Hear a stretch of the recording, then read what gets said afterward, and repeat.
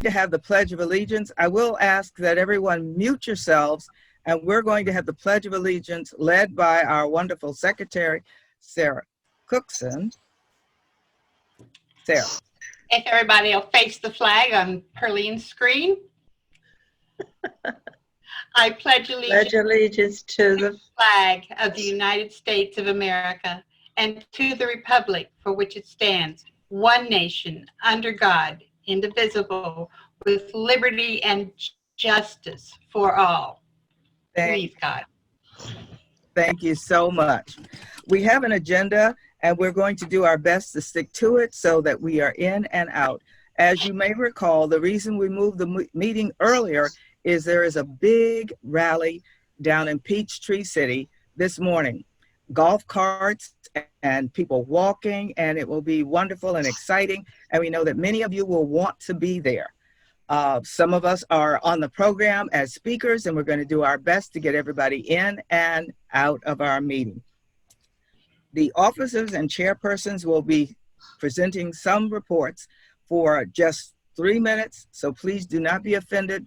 Presenters, if you are told your time is up, don't be offended, but we're trying to keep rolling here, as well as the committee chairs, who we do have just a few committee reports that will be presented today. And again, they will have just 3 minutes, with the exception of 2 committees.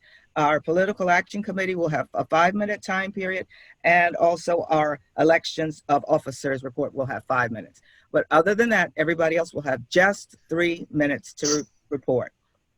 We've had our Pledge of Allegiance. We had brief announcements, and I want to go straight to the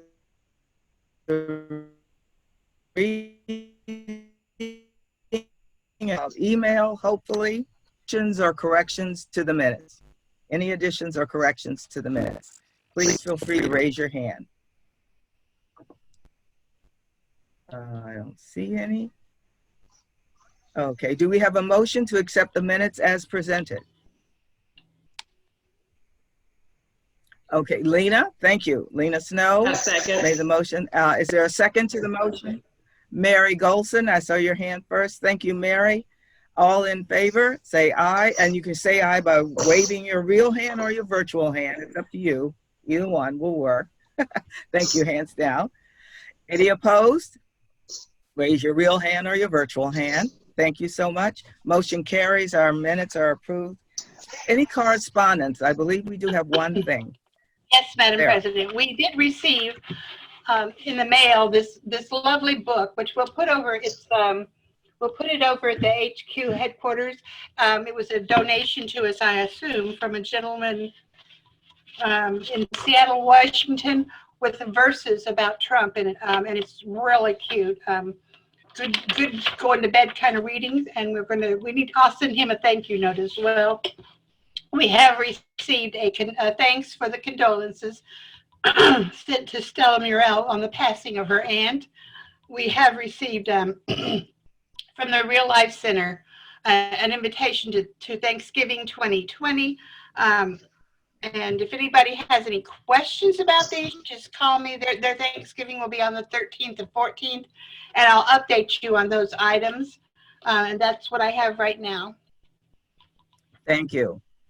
And again, we're trying to go as quickly as possible so that everyone can get to the rally.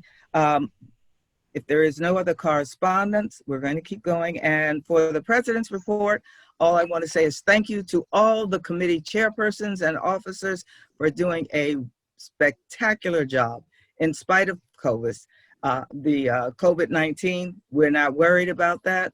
We're just going to keep going and being very brave. And again, don't forget, we're going to be showing up at the rally this afternoon in Peachtree City. So next is our first Vice President, Susan Sampson. Good morning, Fayette Democratic Women. I just have one thing to report. On the recommendation of the Political Action Committee, we have, the Executive Board has approved a $1,000 donation to Jill Prouty's campaign. She's running for House District 71. That's it. Okay, thank you so much. Second Vice President is Nye Gentry. And I believe she was not going to be able to make it today. Was there someone else who was going to present a report or give us some information? Okay. I can say, Perlene, real quickly, I know that we got one new member. We have 100, if I remember correctly, 138 paid members this year, which beats our record. Yes. So thank you, thank you. As I said, in spite of COVID-19, we continue to grow as an organization. Thank you so much. And on to our treasurer, Carolyn Edwards. I know I saw her. Yeah, she's on mute. Okay. I think she's gonna have to unmute herself. Yes. Am I unmuted now? Yes, you are. Okay, good morning, everyone. Let me see, get my screen up here. There you go. Can everybody see it? Yes, we can. Okay, so the period that we are reviewing this morning is for September, and that is not September 17th, it should be September 7th through October the 6th. So at the end of last period reporting, we had $14,273.90. For this period, we got one additional membership, donations, we got an additional $301. So our total income for this period is $331. FDW candidates, and I'm sure you'll get the detail on this, but we did give out an additional $2,100. FDW marketing, as you can see, for our website maintenance, our mail ship and caller post, $349.99. And we also, for mass, we got another $350 for this period. Plus we gave out, I'm sorry, that was our remaining balance to pay for the masks that we used for the fundraiser. The Heartburn Foundation, which was one of our chosen charities for this year, we donated $500. For secretarial expenses, we had $78.08. So our total expenses for this period was $3,378.07. And what we have in the bank as of October 6th was $14,494.91. Are there any questions? Okay. If not, I present this for audit. Thank you. Okay. Thank you, Carolyn. And if we can go back to the main screen. Thank you so much. And again, we know we're going fairly quickly, but we're trying to get people ready for the rally that's coming up this afternoon. What I'm going to ask now is that we move our nominating committee report up, because there are some people who are going to have to leave early to get down to Peachtree City for the rally. So we want to give them a chance to get their reports in. Our nominating committee chair is Portia Shields. And if you want to try something interesting, those of you who are bold, you can change your view. Instead of having gallery view, you can go to speaker view, and you will get a big, bright picture of the Then I have to do that. And don't worry about that. Okay, we're all yours, Portia Shields. Just do you. Thank you, Madam President. This is our report. I want to first of all thank our members, LaChance Roberts, Sandra Burton Hughes, Lena Snow, and Ann Sutton. And I also want to thank those who accepted the nomination. Here's how I'll do it very quickly. I will read the names of the offices, the people who have been nominated, and then I will ask for further nominations from the floor for either one of the offices. First Vice President, we have two nominees, Sarah Cookson and Connie James. Secretary, Cheryl Cork. Thank you, Cheryl. Assistant Treasurer, Beverly Hood. Now I'll go back to the top. Are there additional nominations for First Vice President? Raise your hand. Are there additional nominations for Secretary? Are there additional nominations for Assistant Treasurer? Now, this is the slate that is current for today. You'll have one more opportunity to nominate from the floor at our November meeting. This is my report, President. Thank you. Are there any questions? Are there any questions? You can raise your real hand or your virtual hand. I don't see anybody. Okay, guess that means the report is accepted. Thank you so much. Thank you. Thank you. Have a great day. The standing committee reports, our program and activities, Dawn Opara and LaChance Roberts. Good morning, and I want to share our screen. Thank you, Madam President, and let me give you again a sense of where we are and what we need to do here. Let's see if I can put this one up. Can everyone see that okay? Mm-hmm. Is that up? Very good. Yes. Good morning again to everyone. I am LaChance Harrison Roberts, and I serve as the co-chairperson of our Program and Activities Committee. Throughout this critical election year, we have looked to focusing on hosting guest speakers and presenting programs which provide special opportunities to inform and to educate ourselves, our voters, and our community about voting issues, and about what each of us can do individually and collectively to get out the vote. With early voting well underway and November 3rd squarely in front of us, today's program also underscores and addresses the issues, voting issues that we have been looking to over the past months.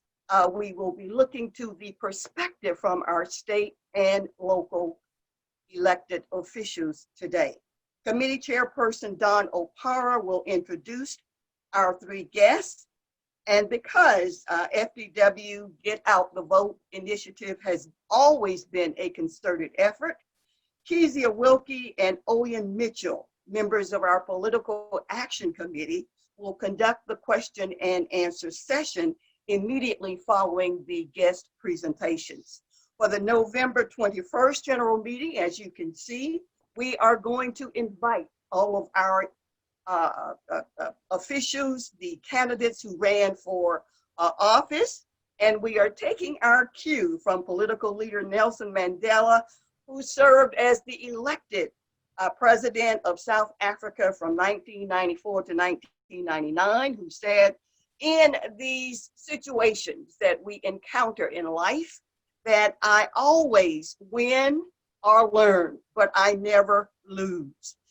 For that reason, our chosen topic for our candidates, win or learn, personal expressions and campaign experiences. For December 5th, you want to mark your calendar. Why? Because that is the date of the FDW annual retreat. We have three pressing topics that we are centering the retreat on: women's health and wellness, education, and social justice. And not only the topics, but also locating, identifying, and getting those outstanding women leaders in those fields. And we have identified them, and they have agreed to act as our three panelists.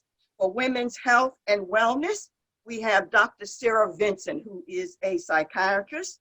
For education, Ms. Jasmine Bowes, educator, community activist and leader, and a Board of Education member of the Clayton County Public Schools. For social justice, Mayor Angeline Butler, who is the mayor of Forest Park. As we look to where we are and developing our program, we are not only looking to a program format, but we are also looking to those specific activities that will align with each of those areas. Each panelist-led discussion group will be responsible for the construct of a calendar of topics and ideas for 2021 that will lead us into the new year, because we are looking to those ideas, we are looking to those issues for selection for creation by each of the 3 breakout groups that will lead us into Something 2021. on here now, I can't get back. And that can be used for, again, effective I did, but I hit community something. change. For preparation and planning, we are looking to a 3-hour program beginning at 9 a.m., ending around 12 Then noon. again, they might just. Can you hear me now? Beginning at 9 a.m. and of course kicking and finishing up around 12 noon. We have right now a tentative program, a retreat schedule, beginning at 9 o'clock with our welcome, then going into our mission statement. Why are we there? A year in review, what has taken place over the year for FDW and our program and activities committee. And then of course, we want to introduce our 3 panelists. We have, again, yes. Excuse me, LaShanz, I'm very sorry. Okay. But I think your time has expired. Thank you so much. My time is up. Stay tuned you. for all of the information that we will be getting to you. Thank you. Thank you, And Madam we'll go President. back to our screen. Okay. Thank you so much. Thank you. Okay. Okay. Did I go back to the screen, Madam I need President? to stop Yes. sharing. Okay. Have I stopped sharing? No, not yet. Not yet. I see you. Let me go back. I had it pulled up. I had to share, and I want to stop share. Now, Oh, I pressed stop share. Am I still up? okay. You're okay. Thank I'm you. okay now? Okay, very Yeah, good. perfect. Ladies and gentlemen who may have recently joined us, please look at your name as it's displayed on the screen. If it is not your real name, not your stage name, we have about 4 or 5 people who are pretending to be Susan Sampson, our wonderful vice president. But if you will please look in the upper right-hand corner of your photo, there are 3 dots. And if you click on those 3 dots, you'll have a drop-down menu and you can rename yourself because we really need to know who you are. There's only one Susan Sampson, and we want to know who the rest of you really, truly are. So again, thank you, thank you. And if everyone will please stay muted unless it is your turn to present a report.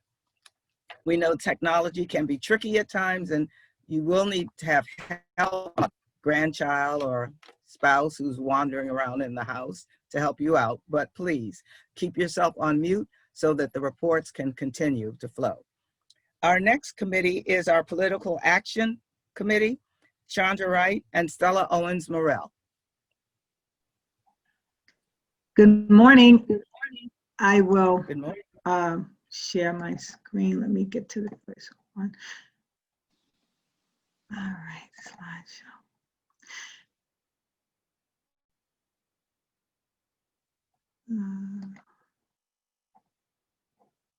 Sorry guys, I'm moving slow this morning. Okay, so I have panned all of, Stella, are you there? Stella? Yes, I'm here. Okay, there you are. Okay, hi. Good morning, everybody. Let me start my time clock so Madam Chair won't get me. Okay, so everybody on the call this morning is pretty much, you know, we know who you are.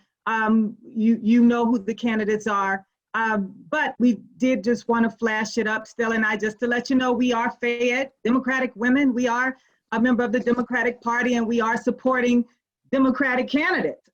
So just so you can, if you need to use this slide to get it to the undecideds out there, please feel free to grab it and send it. Stella, did you have anything you wanted to add with this slide?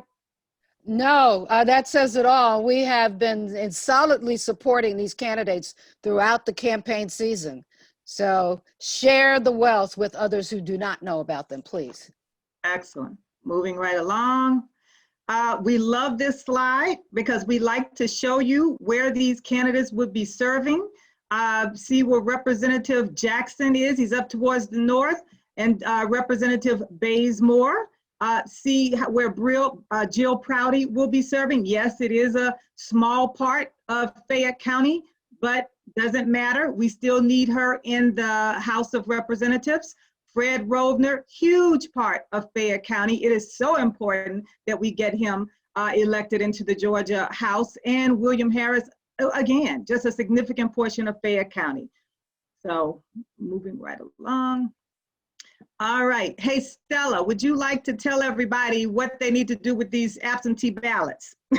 Yes, if you've gotten them, get them in ASAP. As we indicate, if you're going to mail it in, place 2 stamps on the envelope. Be sure you have signed the outside lip of the envelope in the back so that it won't be disqualified, and ensure that your written name is legible and is consistent with your voter registration signature as well. I think it's anything we can do to rule out disqualification. Also, there are ballot drop boxes that have been placed at the elections office and at Tyrone PD, right in front there, Peachtree City Library, and Brooks. So if you cannot get to or don't trust the mail, please visit one of these drop box locations.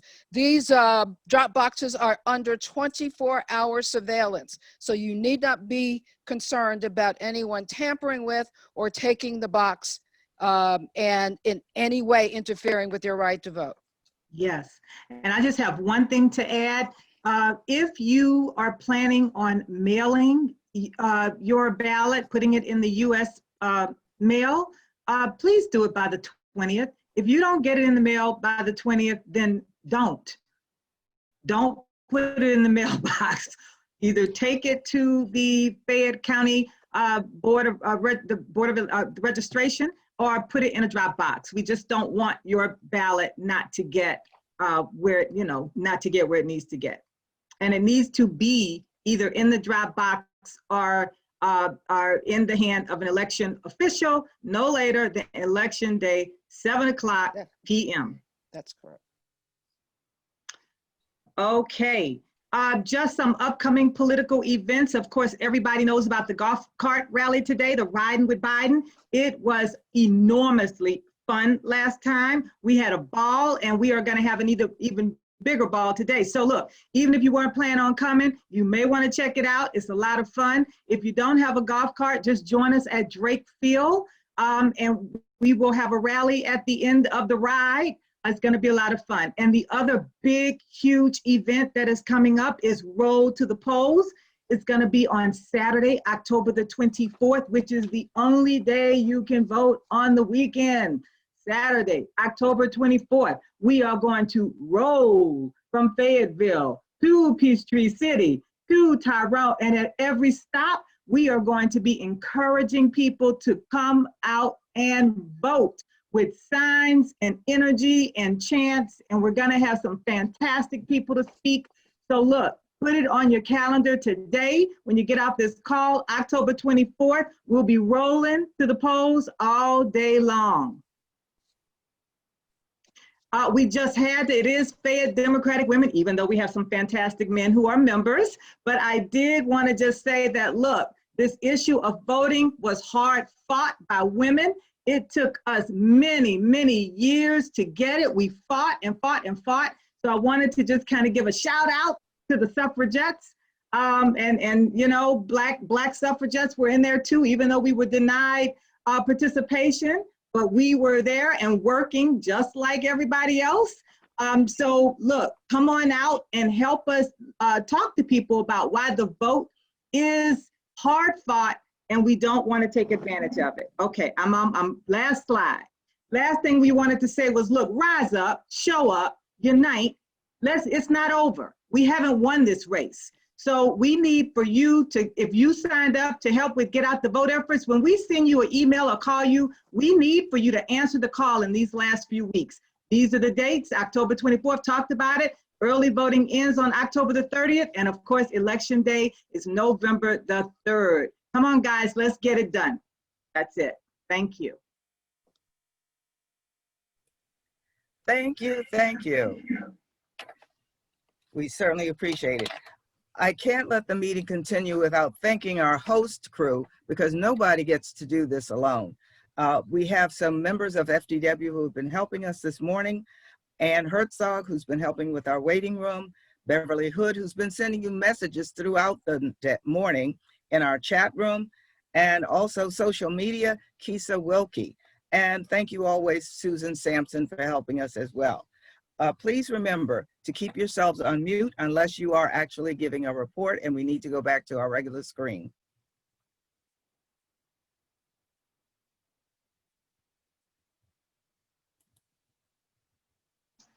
Okay. Chandra, I think your screen's sharing. We need the full view. Okay, great. Okay, next is for a report. We're going to be talking about something very important that's coming up in November, which is next month, believe it or not. We'll be electing officers, and we're going to be using technology, and Ann Herzog, who is our bylaws chair, is going to be talking to us for a couple of minutes now about what the election is going to look like. So Ann, we're all yours. Good morning, Fayette County friends, Fayette County Democratic Women friends. One of our most celebrated general meetings is held in the month of November. It's when we elect our officers. It's our annual election. And according to our bylaws, which we have to follow, we're in a strange time.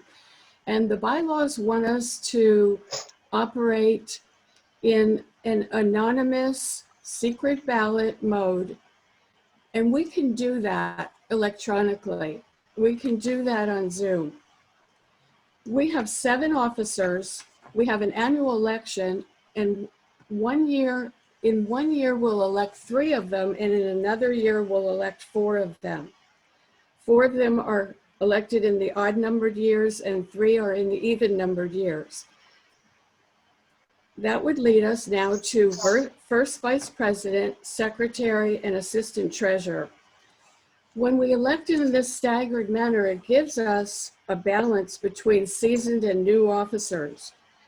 An officer is in their position for 2 years, and right at the end of their 2 years, they reach their peak performance, and we regret losing them, but we celebrate new officers, new blood, and we are grateful for the many hours of service that Susan Sampson gave us as first vice president, Sarah Cookson as secretary, and Beverly Thomas as assistant treasurer. You can nominate someone any day of the week by emailing Portia Shields at comcast.net. You can also nominate from the floor, as you saw earlier today. We do advise you to check with the member first, but it's not absolutely necessary.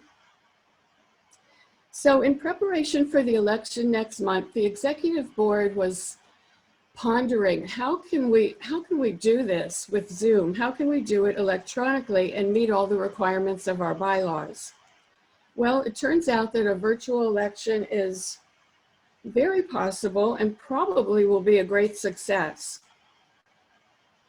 Zoom has a polling feature that permits nominations from the floor, provides for a written secret ballot.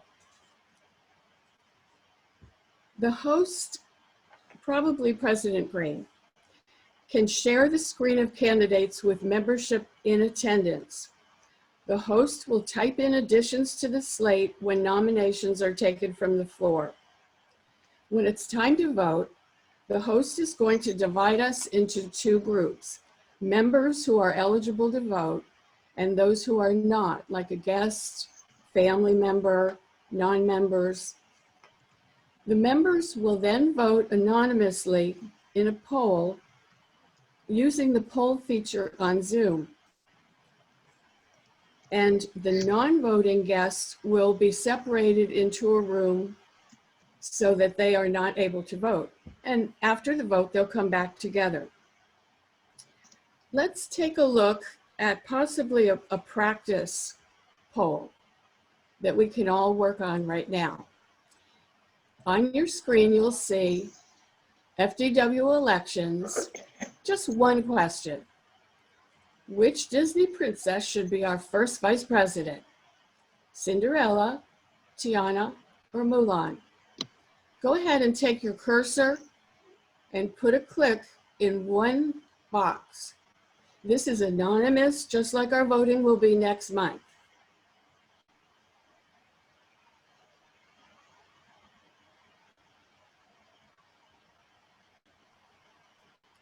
I'm able to see the votes coming in, how many have voted and how many have not, but I don't know who's voting for whom. So the secret part of the ballot is in effect. It's also, in my opinion, written.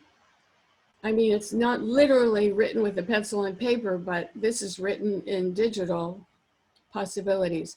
Okay, 22 of 27 have voted. That's 85%, 23. Maybe people have stepped away. Let's take 5 more seconds to cast your vote. Okay, 85% of us have voted. I'm going to end polling. And I'm going to share results. Can you see that? Reload.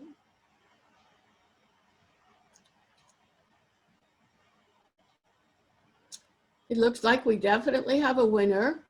Tiana will be our next vice president. Congratulations, Tiana. She'll be in for a 2-year term, so we'll enjoy working with her.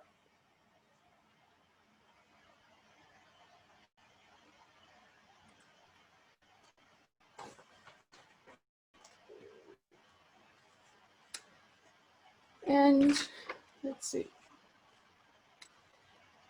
Once everybody has voted, our tellers committee will look at the results, tell our president how it has turned out. Our president will see it, of course, and she will immediately install those new officers who their term begins immediately. So get ready. I look forward to the election next month, so don't miss that meeting. It'll be great. And thank you. Thank you, and if you have any questions, put them in the chat box and I'll be glad to answer them. Well, thank you, Anne, and I hope you enjoyed that little practice poll voting. So you'll see what's going to happen next month. Of course, you won't be voting for Disney princesses. You'll be voting for the elected leaders of Fayette Democratic Women, but we wanted everybody to have a chance to at least see what it looks like when you have to vote virtually. So if there are any questions or any concerns, please make sure you get in touch with us or put a question in the chat. And believe it or not, yes, we're right on time. We're ready to have our guest speakers. So Dawn Opara and LaChance Roberts are ready to move on with the next part of our meeting. We have some wonderful guest speakers and we'll turn the program over to them.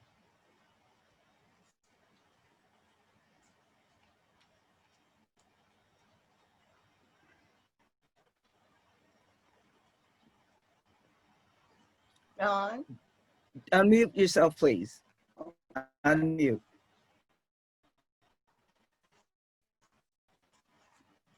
Good morning. Good morning. I want to introduce you all. I put on my mask because for the last all year we've been working on getting out the vote, and this is what this meeting is about all this year. And I want to share my screen if I can.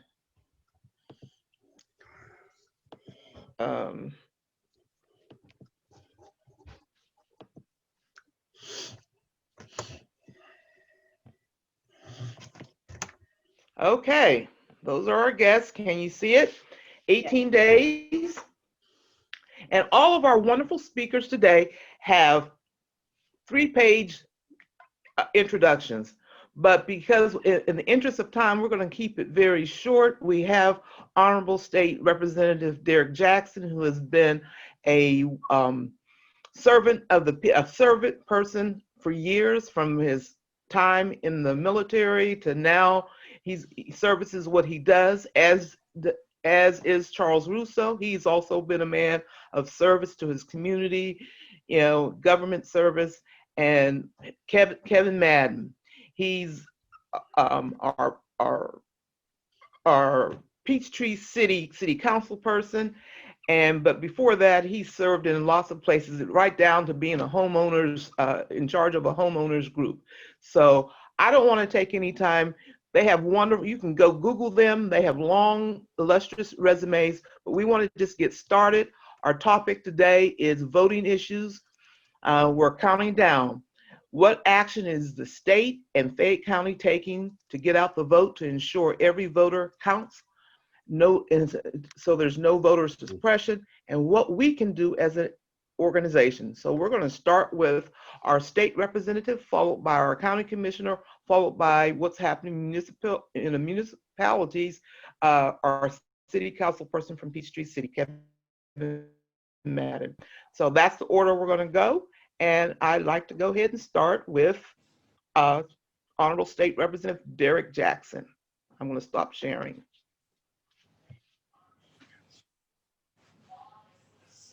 Good morning. Can you hear me? Yes, good morning. Can you see me? Good morning. Yes. I always have to ask that question because, technology, those little gremlins would show up unexpectedly, much like the coronavirus did this year, right? We did not anticipate seeing this in 2020. But nonetheless, if I may take a point of personal privilege, because it's always great to be with Fayette Democratic Women. Good morning to Madam President Green, and thank you, my good friend Dawn, for the invitation. And it's always great seeing all of FDW. So I am Representative Derrick Jackson, represent District 64. And I just want to just answer the question, if I may frame it this way, because we tend to always ask, what is voter suppression, right? Why are we dealing with all these issues, what we are? Why is someone trying to impede our process to the ballot box, right? Why are they trying to take one of the most precious things that we all have as citizens of this country, our right to vote? And when you go back, not too far, but in 1890, when I was doing my research, was the very first time we saw a form of voter suppression, a poll tax, if you will, right? Where they try to exercise this literacy test. And so although the tactics of 1890 may not be implemented, what we do see is, why is somebody trying to call me? What we do see is voter suppression, new tactics. And just to fast forward from 1890 to 2013, specifically in July 2013, when the Supreme Court struck and removed Section 5 of the Voting Rights 1965 Act, pre-clearance. Now, why is that important? Because the pre-clearance was a threshold where if a state wanted to implement a new voting policy, if you will, they had to go to the Department of Justice. Well, we can clearly see when the Supreme Court struck that in July of 2013, that Section 5, they removed the pre-clearance requirement. 11 southern states went rampant, right? They started, doing exact match ID. What is that, right? Georgia was one where, especially for women, if your last name was hyphenated or not hyphenated or changed, because typically women change their last name, right? Typically not men, but there are some cases where men change their last name. But nonetheless, this whole exact match became an issue. In fact, in 2018, we watched nearly 67% of women of all Hughes, right? 67% of the women in Georgia were negatively impacted with this exact match voter suppression technique, where the database did not match up with your voting registration, and then you ended up doing a provisional ballot. And if you look at all 159 counties, the provisional ballot was not administered correctly. They're not trained the same way. And so these voter suppression tactics today continue to consume much of our time. I see my colleague, Representative Bazemore, is on with us, and she will also, share with you, if you talk to her, the same challenge, right? Because if you look at Deborah is spelled differently, and so if your name Deborah does not match the database, that could be a problem. So it's not just your last name, if there was a hyphenated or the spelling of your name, it just created a problem when you got to the ballot box. And so we collectively, the Democratic Party in the House, have been trying to change this legislation, because that's where our battlefield is, ladies and gentlemen. The legislation, how these laws are written, they clearly are not written to express the democracy that we all enjoy, and we all demand and we all deserve. And so our whole goal this election cycle is to flip the House blue. We need 16 seats to flip it blue. And once we do that, then we can make these bad legislation, change them. We have a stronger voice, because you all will have, as my good friend Chandra said, rise up and vote despite the hurdles that they put before us. Because if your vote was not precious and important, they wouldn't try to take it. And so we have to make sure we do our part under the Gold Dome to change some of this legislation that clearly doesn't demonstrate democracy, that clearly is not for working families, that clearly doesn't promote the values and the principles that we all embrace. And so last but not least, in terms of the efforts that we're doing at the state level with regards to voting, because the federal government continue to be absent of leadership, if any. I talked about the legislation and how we got here.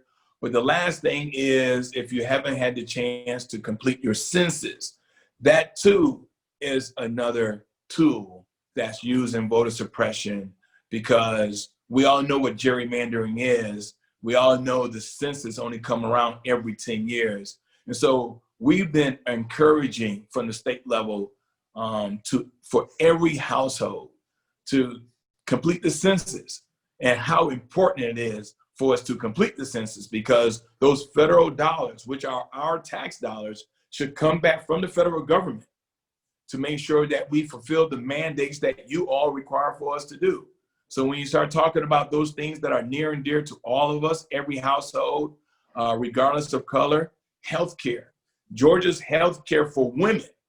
And let's be very clear, depending on which report you see, our healthcare for women ranks number 42 or 47.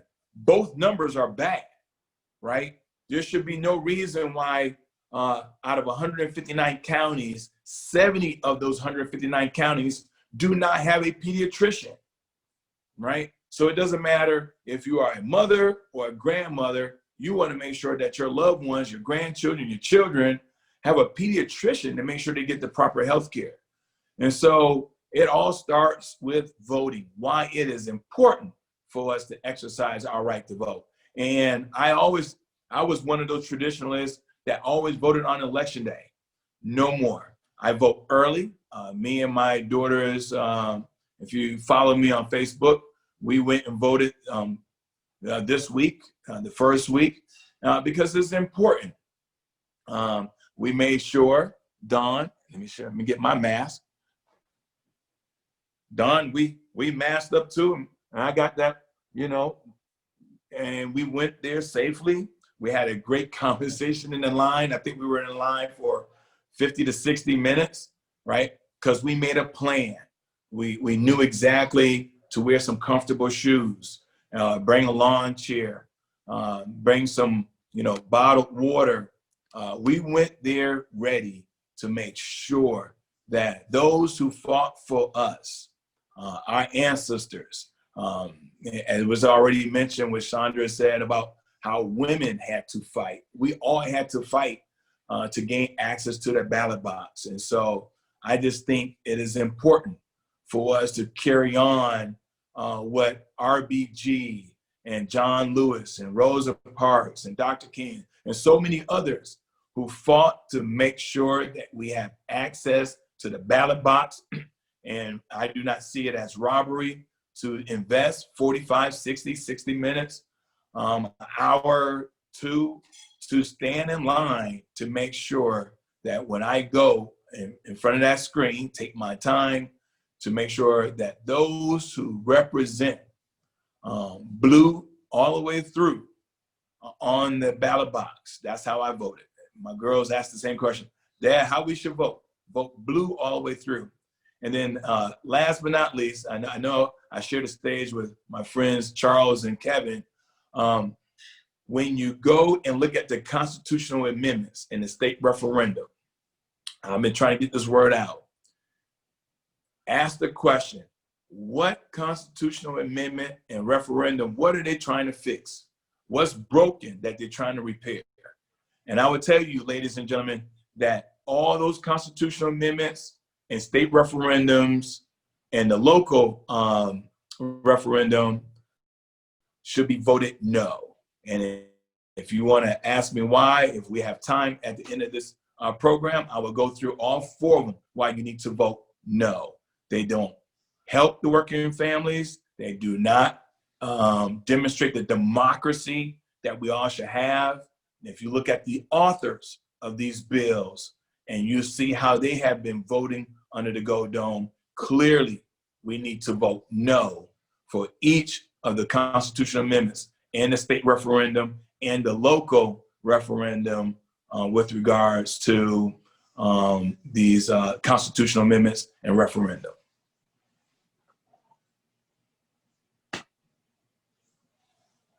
Thank you so much. I'm sure there are going to be questions, and if you have questions, go ahead and put them in the chat. And next we'll hear from our wonderful County Commissioner Rousseau. Thank you kindly, Sister Opar. Can everyone hear me? Can you hear me? Yes. All right, excellent. Thank you very much. Let me first of all start off by saying good morning to everyone, and then certainly to the president of the Fayette Democratic Women, and to the board members who have labored and worked very, very hard to ensure that there is a educational campaign and advocacy going on in this county. I'm proud of that effort. You all should be too. If you look at the lines early on and the numbers that are being generated in terms of early voting and mail-in capacity.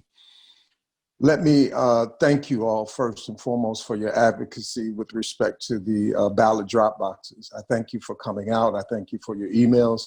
I thank you for speaking up. We were able to secure 4 of those here in the county. And I saw earlier there was a message in the chat that talked about other boxes that may appear around the county. That's real. And as my public policy colleague, Representative Jackson, just stated, those are intended to be voter suppression or a way to dilute your vote and have your ballot spoiled. The 4 locations that Chandra showed on the screen earlier are the only authorized locations that you can drop your ballot in. Let me jump right in, having said that, with some of the things that we've seen early on. Monday was a holiday, and so therefore there should have been an anticipation that the lines might be long because people were off from work and are wanting to get their vote cast and counted. Those lines are a result of the ballot confusion, absentee ballot confusion. Let me explain that a little bit further. Once you request an absentee ballot, you are in the system. They have to then add another layer to signing you in by verifying that you have not sent in that absentee ballot and it has not been registered in the system. That's what's holding the lines up. They have to make a phone call or go into the database and to ensure that you have not submitted an absentee ballot and are now trying to come in and also vote. You can't, though we may have 10, 15 screens in the location, until you get past that first hurdle, which is blocking or holding everything up, that's creating the challenge. We do feel as though, so I've been told, we have enough poll workers, we have enough equipment out, but that absentee ballot that has been sent out by various organizations, unrequested, and those that you have requested from the Secretary of State's office or from your local election office, causes them to have to delay getting you registered and signed in. I'll be happy to elaborate on that further if I have not done a good job. Let me jump now to the issue of Tyrone. This is an unintended voter consequence, and it feels as though it's voter suppression. Tyrone is filling an unexpired term of the town council member, I think Matthews, who passed away a few months ago. And we have several candidates that are running in that election. You must request a ballot for that local election in addition to trying to register or vote in the general election, the presidential election, I'll call it for the purpose of this discussion. You have got to ask for a ballot for the town of Tyrone. There are signs that have been put up, having conversations with Darrell Hicks, the chair of the Board of Elections here in Fayette County. He has put up some signage, and we've also asked him to have his poll workers and the poll workers mention to people, if you happen to live in the town of Tyrone, you need to ask for an additional ballot to be able to vote for the vacancy on the town council. Please help us spread that word. It's critically important that people don't miss that opportunity to vote in the town council election that's going on right now. So two things have happened. Signage has been put up around the county, and we've asked that the poll workers be reminded to ask voters. It should be fairly easy if they see a Tyrone address when they're checking you in. That should be an automatic cue for an individual to say, hey, if you wanted to vote, if you want to vote in the local elections, you need to request a separate ballot. In addition to the Tyrone issue, when you do a mail-in ballot, do not combine the Tyrone town council vote with your general election vote in the same envelope. In addition to that, people are forgetting to have their affidavits put in there. The affidavits and all of those other steps won't be required on the 3rd, but it is during the early voting period. So be very, very mindful to share that with your base, share it with your neighbors and friends in Tyrone's. In addition to that, we've reached out to the HOAs in that community and put out a communique through their network of residents that live in Southampton, Legacy, Derrick, Representative Jackson's subdivision, some of the larger ones, trying to get that message out. This is critically important when you look at the issues that we've seen come out of California, the audacity, the boldness, the brazen attempt to disqualify people's vote. The Republican Party of California has put out fake ballot boxes. That's a violation of law because they need to be certified by the Secretary of State's office, and they haven't been. And to further the dynamics of that situation, they're refusing to remove those. I'm of the opinion, don't have a legal opinion on it yet, but when you drop those in the drop boxes, harvesting ballots is illegal. That's a form of harvesting the ballots, and it will subsequently lead to those ballots being spoiled. That's a form of voter suppression. I was so proud to hear Representative Jackson talk about 1965 Voting Rights Act, Section 5, the pre-clearance. That has done immeasurable damage. It basically allowed Governor Kemp to win this election by being able to purge the rolls just months before the 2018 election. We've got to be prepared to turn state houses blue, governors' mansions blue, the Senate, US Senate blue, Congress is currently blue. But we have got to change those kinds of dynamics because they are the ones sitting at the helm that allows these kinds of issues to take place. Once that happens, I think we can mandate and put pressure on our elected bodies that happen to be blue to change and reverse some of these bad policy initiatives that we've seen over the last 18 to 20 years under Republican control. I'm very saddened that the vitriol and the hatred that has been demonstrated during the course of this last several years, but particularly this election cycle. I witnessed Vicki Butler having to deal with a hit piece, if you will.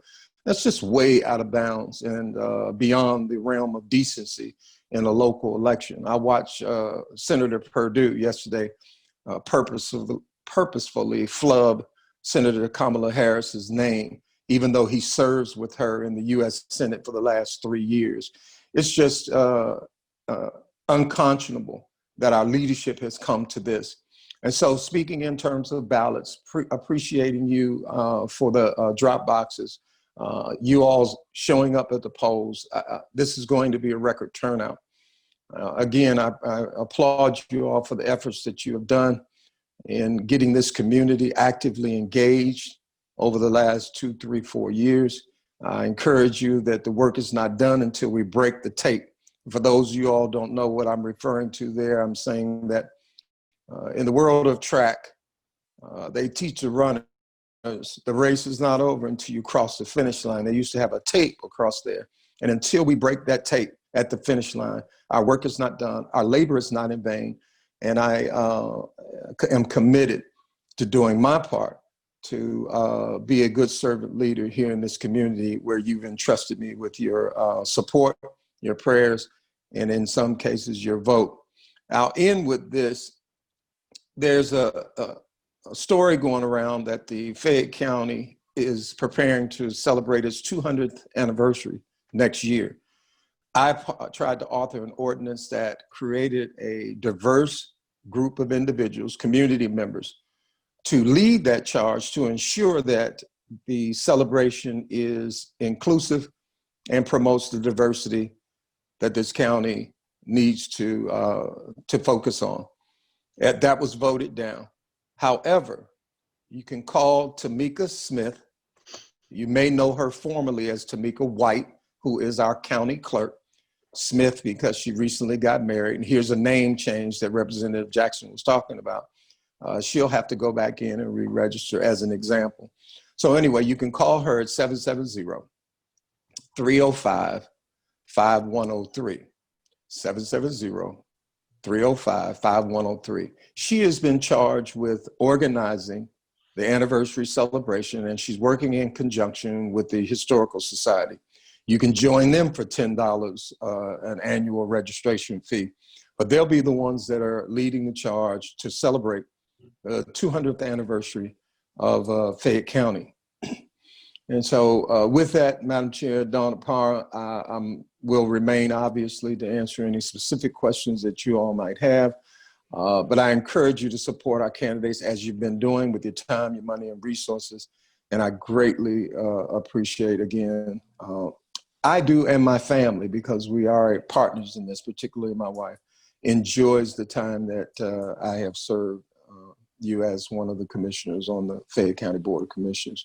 Again, thank you very much. And I look forward to seeing you all on the campaign trail, if you will, over the next 3 weeks. God bless you.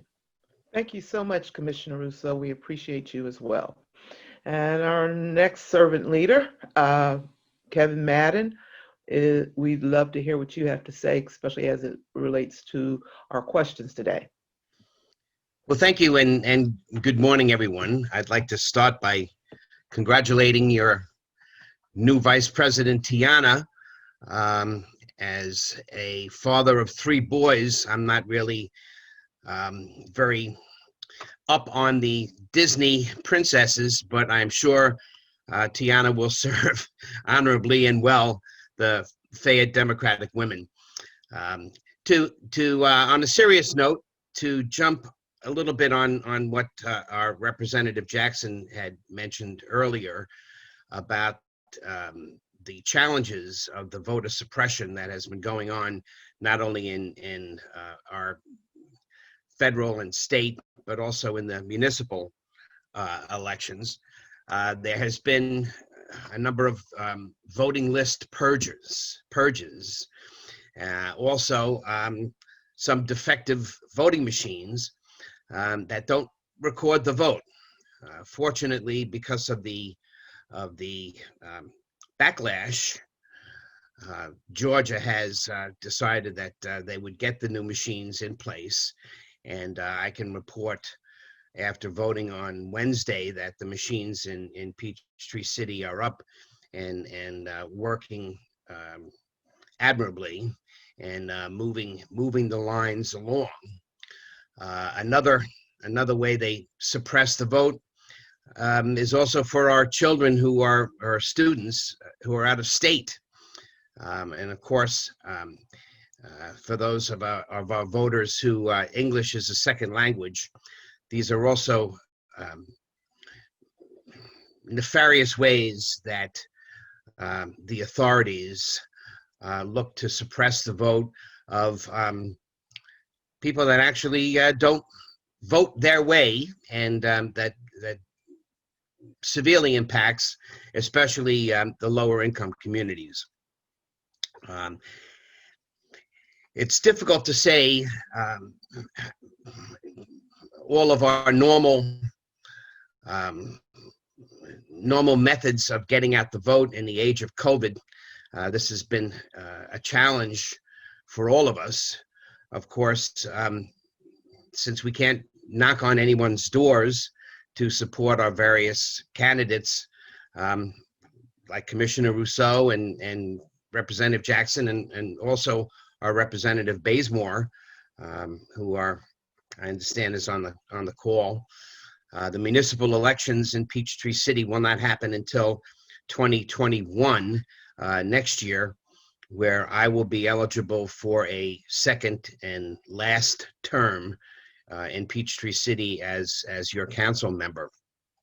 But it's very important to understand, and from a personal experience, that if you have not requested an absentee ballot yet, it's too late. Frankly, be prepared to vote.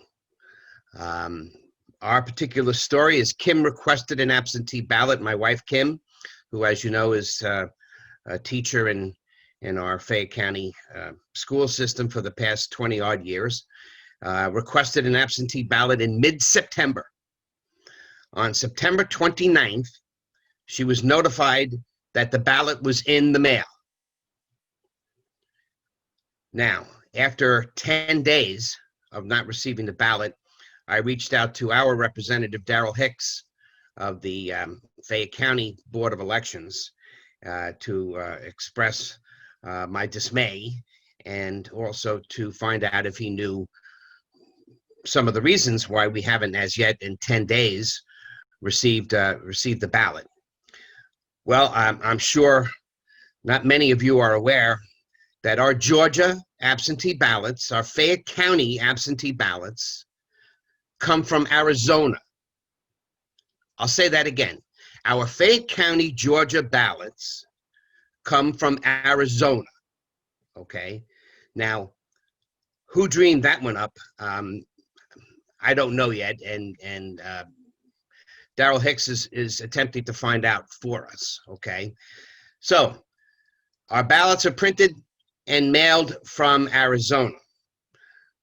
Kim was notified September 29th that the ballot was in the mail.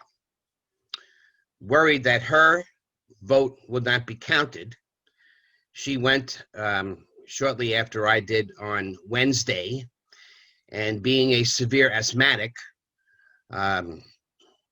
tempted fate by waiting the hour and 10 minutes that it took her from the time she got on the line at the Peachtree City Library until she had completed her vote, risked getting COVID because she wanted her vote to be counted. When she returned from voting that last Wednesday afternoon, the ballot was in the mail.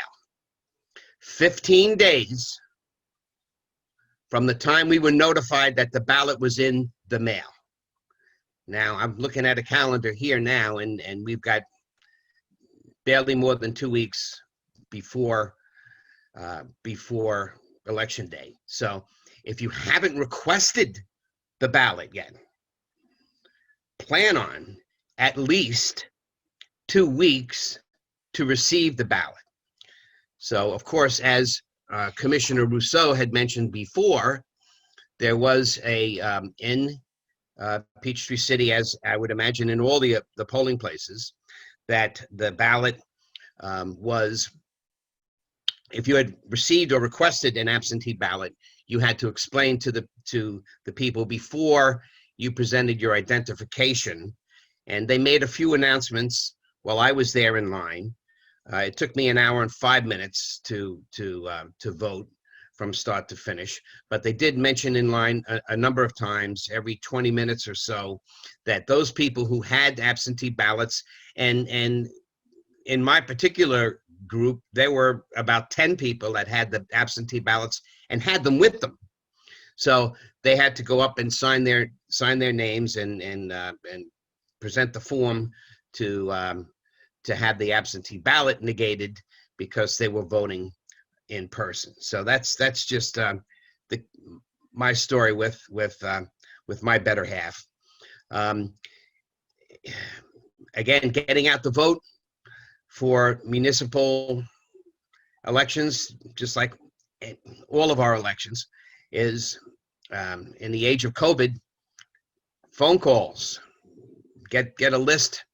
I know the FDW does that very well, and so does the Fayette County Democratic Committee in passing out lists for people to call and find out if you have an elderly friend or someone who no longer drives, who has not requested an absentee ballot. If they need a ride to the polls, that's one of the opportunities you have to request if they would like someone to pick them up and take them to the polls. I volunteered a few elections to do that myself, and they kind of liked it when I showed up with the candy apple red convertible. So anyway, those are the obvious ways. Again, in the age of COVID, it's a little bit tricky, but if you're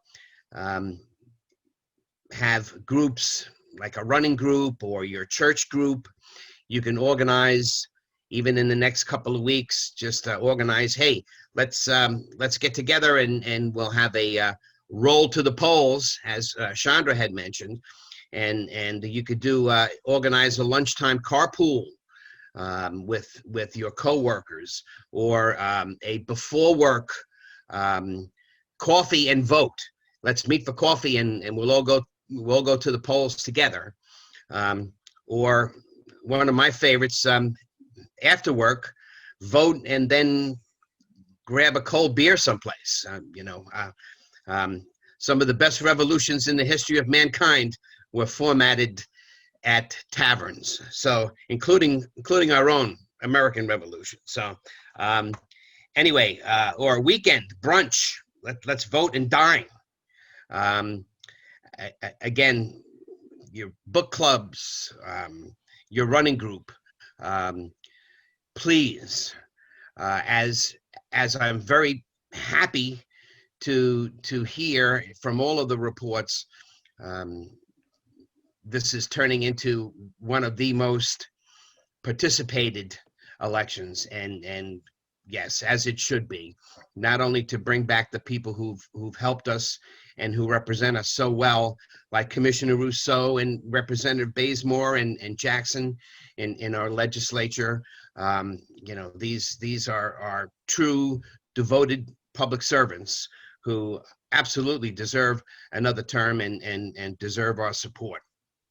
So just let me finish by saying, again, thank you, Dawn and LaShanz for inviting me to speak, and Perlene, President Chandra, Susan, Sarah, Ann, and Stella. If I forgot anybody, I apologize. But again, thank you very much for inviting me. And as you see, I'm ready for our golf cart ride to Drake Field, and I will also have some of my, since I'm not meeting customers and passing out ballpoint pens, I had some masks made up, and I particularly like them where they say, stay safe, stay healthy, and stay strong.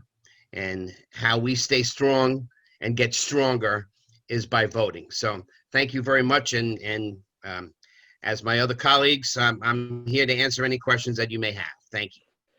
Thank you so much. We were asking people to put questions in the chat. I'm going to turn it back. Oh, thank all of you gentlemen, our wonderful public leaders. Thank you for your service and your time.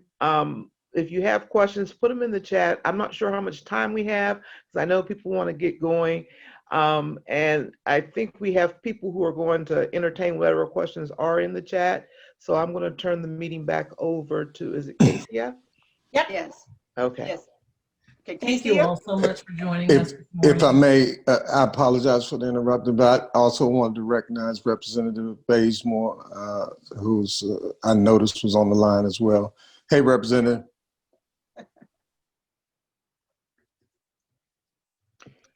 Hello, my commissioner. Thank you for being here. Do you have anything that you want to add about what we need to be doing? Just being diligent, as it was said. My colleagues and associates, they have laid it out. We have to make sure that our constituents are notified and educated by us, and that we visit the polls to make sure everything is running smoothly. We access all the numbers and all the information, all the tools that we've been given. So I think that all of us are on one accord with that, and I'm so excited about that. I think I put in the chat, one thing I just wanted to mention that I was not aware of. I asked for a ballot, and when I got my ballot, I saw that my opponent's name was first. So his last name starts with a C, mine starts with a B, and I'm the incumbent and he's not, but he's first. So when I called to find out why that was, I found out that whatever party is in control, the majority, they can determine their candidate come first. So I just want to make sure that we tell our constituents to look on the ballot, because sometimes we might be in a hurry and just go down, but we have to make sure we look to see who we're voting for. So that is my addition. But I'm so glad to see all of you. I can't wait until we get back in person so I can do my hugs, because you know I'm a hugger. But I appreciate all of you and still working hard. And we have, just one more thing, we have the COVID-19 response team. We've been working since March, since we have gotten out of session. And we're working hard on unemployment, on the ballot, everything, all the issues that have come up. Well, we have taken at least 30 of the Democratic candidates, and we have researched them. We meet with them weekly. We have encouraged them. We have call time where they're raising money. We've sent to other individuals, agencies, and organizations that want to help us flip the house. And so we are giving them every tool possible to flip the house. And it's a success. And I'm excited. I can't wait until November 3rd when we do flip the house and you'll have more representation and better laws. Thank you so much, Representative Bazemore. Back to Casey. I'm actually going to toss it over to Oyen. I think she has our first question. Yeah.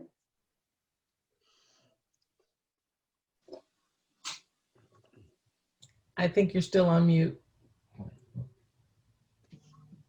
Thank you, Sister Roberts, for keeping us updated. All right, I'm here. I'm talking. You can't hear me. I'm in the car driving to LJ. So I just wanted to say I'm proud of all the work we've done.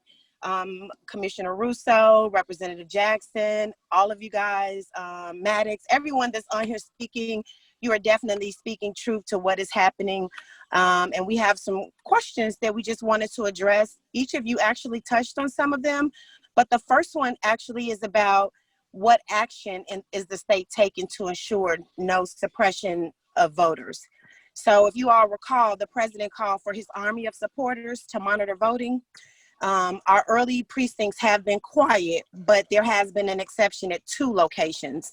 An anonymous tip was shared that earlier this week, the sheriff's vehicles were patrolling 2 Fayetteville locations on occasions. There have been no reports of patrols in Peachtree City or Tyrone. Do you have any thoughts on this treatment and action, and what do you think we should do about it?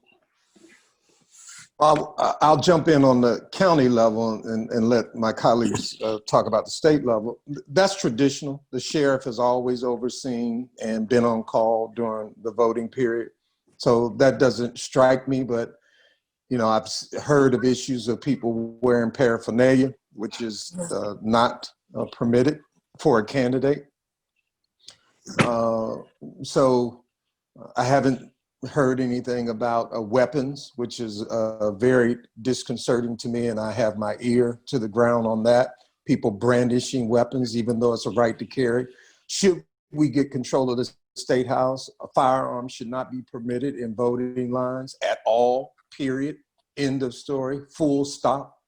And until the state house, who wants to put weapons on college campuses and churches and schools and businesses, until they allow people to carry in the state capitol, then their policies are misguided. That's our house, but they don't allow it in there, but they want everybody else to have it. But on the county level, that's traditional that the sheriff and local law enforcement are on call, and they do patrol the precincts regularly. Thank you. And I would just add, I definitely agree with Commissioner Rousseau with regards, especially about gun laws, how we need to change that here in Georgia. But the other thing that I will add is this, because of the perception, right? We have a person that's been occupying the Oval Office, and just because of a tweet that plants that seed in our minds, when we do see law enforcement, the perception could be within itself voter suppression, right? And so I have heard of cases where individuals have called the police in other areas outside of Fayette County. Some of my other colleagues had to deal with it in their district, where someone wearing Black Lives Matter t-shirt, passing out bottled water to those who are standing in line. They summoned the police officer, and the police officer told those who are wearing Black Lives Matter t-shirts that they cannot be within 150 feet of the building. Think about that for a second. Not impeding the vote, simply volunteering their time. And some of you all may recall back in June, right in Union City, I had to deal with this at 1 o'clock in the morning, where 8 police cars were summoned because they were trying to say that we were impeding the vote. I didn't have a Black Lives Matter t-shirt on, but those who are volunteering, passing out chips and snacks and everything for those who were there at midnight. And so, you know, it was a blessing for me to be there to mitigate the situation, but this is where we are. This is the climate that we are in because a person that's in the Oval Office planted the seed. And so we know that there may be a few bad apples in law enforcement that could spoil the bunch. But because that seed was planted, the perception thereof, because Commissioner Rousseau is right, you know, you want law enforcement to surveil precincts to make sure that everything is in decent and in order. Because of the mere fact that we have someone that's in the Oval Office that's sending a dog whistle saying, stand by, right? What is that telling these groups who refer to themselves as militias? We have over 70 militias in the state of Georgia, and a few are right here in our near our county. So I can see where that perception is, and we're just going to have to remain vigilant. We have to change legislation, like Commissioner Rousseau suggested, to make this right. And we got to first give a pink slip to those who are occupying 1600 Pennsylvania Avenue to get, that's our first step of business. Yeah.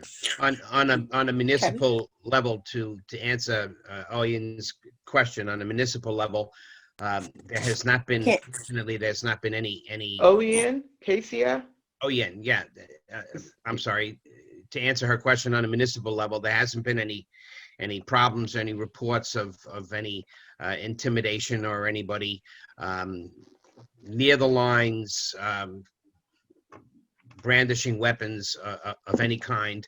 I did speak to our police chief, and she is aware of potential problems on election day, where they have multiple voting locations. So she has the police ready to respond, but of course, you know, looking at it from as Representative Jackson had mentioned, you know, having the Peachtree City Police respond to people brandishing AR-15s, you know, at polling places. You know, I don't know whether that would be a help or a hindrance, but I would think that most of the people in Peachtree City who vote at those places have a different opinion and a greater appreciation of our police department than you know, some of the less trained, less educated police departments around the country. Thank you so much, Kevin. We're getting close to the hour, so just one quick question. With just a few days until Election Day, in your opinion, the three of you, who should we target and how? Because we do notice that there's still a level of voter apathy, and I think what I'm finding, even myself, is the lack of knowledge around voting, or how to vote, or who to vote for. So what can we do collectively as an organization and individuals to help this demographic or this group vote? Yeah, that's a great question. I think, as was already suggested, when Councilman Madden said, you know, we can't do the traditional things like knock on doors, which we all enjoy, right? You knock on doors, you staying in shape, getting the body moving. I think we got to continue to saturate social media, Facebook, Instagram, Twitter, get the word out. We have to do phone banking, as it was mentioned by my colleague, Representative Bazemore. And so I just think we have to do some leverage technology in this safe environment. We can, like Zoom calls, I think it would be great to have town hall forums just to talk about the ballot, right? Who's on the ballot, talk about constitutional amendments, state referendums. Let's have some dialogue. Last Saturday, I was on a conference call with the missionary women of Flat Rock AME. And so I always, and I'm sure my colleagues as well, Commissioner Rousseau and Councilman Madden and Representative Bazemore, you know, we will make ourselves avail to make sure that we get the word out and share this information over every communication apparatus that's available. And last but not least, to also talk about this is that it's okay to not assume this time. We assumed, you know, back in 2016, we looked at the polls, Hillary was up by 14, 15%. You know, we can't assume. We cannot assume that your neighbor is going to go vote. We can't assume that your child that's away at college is going to go vote. We can't assume that our coworker, our spouses, we cannot assume. We cannot assume, ladies and gentlemen, this time. We can't assume that when we look at the polls, Biden is up by a significant margin. We cannot assume. The best poll, the best statistic is what we will get on November 4th, the date after the election. So we cannot assume. Let's not assume. Make sure that it's okay that you talk to everyone in your household, talk to your co-workers, talk to church members, talk to those who you encounter at the grocery store. Ask them, did you vote? Did you know, oh, well, I don't have time, I don't get off. Well, did you know that on Saturday, October 24th, on Saturday, you're eligible to vote, right? So we talk to them about the ballot boxes, where their location. So this information, what we're talking about this morning on this Saturday, cannot just be contained with all the attendees today. We have to share the word, much like we share the good news, right? So we just can't assume. Please, ma'am, please, sir, do not assume, because we did a lot of assumption in 2016, and you can see where that got us today. Let us not assume. That's my chant today. Don't assume. When y'all see me later on this afternoon at Drake Field, that's my chant. Don't assume. Don't assume. We cannot assume. Cannot and assume. Mine will be emphasizing again, break the tape. We're not at the finish line. We've got to run through it. And more specifically, to answer your question, that 18, all the statistics suggest 18 to 35 is the group. If they come out in record numbers, we will successfully win. 18 to 35, that's the target group. Break the tape. I am available, will make myself available. I will host whatever it is that we need to do to continue to get this message out and reach an audience that is willing to vote for change in this particular country at this particular hour, at this critical moment in history. I'm all in. My phone rings incessantly. My emails are blow up so much that I can't even send a response anymore. I've got to go to Comcast and figure out what's going on. But whatever it takes, I'm all in. I have every chip on the table in the pot. Yeah, I have to say, I am so proud that I live in this county, and I'm proud that officials who, you know, when I first moved here 23 years ago, you couldn't find a Democratic candidate on any of the Fayette County ballots, and I'm just so pleased that we have organizations like the Fayette Democratic Women and the Fayette County Democratic Committee, and people like Perline and Chandra, who are putting these groups together. Drake Field, I know there are people making phone calls, and they're making phone calls daily. But you know, gatherings like this, you know, there's going to be groups of golf carts in Peachtree City coming from all different directions, merging to Drake Field in an hour or so. And everyone who's walking on those trails will know that the Democratic Party is out and mobilized. And next week, don't forget, Chandra's organizing that roll to the polls to get people who weren't thinking about it. Gee, it's Saturday yet. Can I vote today? Yes, absolutely. So getting out the vote, I'm just pleased as punch So they say to be in this wonderful county with all of the different methods we're using to make sure that at least the citizens of Fayette County are getting out and expressing their constitutional privilege. Thank you so much for those responses, gentlemen. Don LaChance, I'll turn it back over to you. I want to turn it back over to our president. Awesome. Thank you, gentlemen. Thank you, everybody. Yeah. Well, thank you to our representatives, Derrick Jackson, Deborah Bazemore, Charles Rousseau, and Kevin Madden. We thank you so much for giving us your time today. And we're going to give you a nice round of applause. Thank you, thank you. And we are looking forward to being out there in just a couple of hours. And now, ladies and gentlemen, don't anybody hang up. I want everybody to unmute yourself because I have an announcement that will knock your socks off. And I want you to yell when you hear this. And I mean, yell loud enough to break the sound barrier. Fayette Democratic Women has just been selected as the outstanding chapter in the state of Georgia.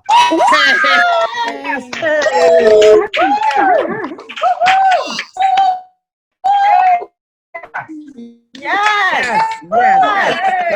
And you know how long and hard we have worked for this. Karen Rand, I hope you're still on the call because Karen Rand and so many others were working so hard to get all of our paperwork in, all the forms completed, and all that work.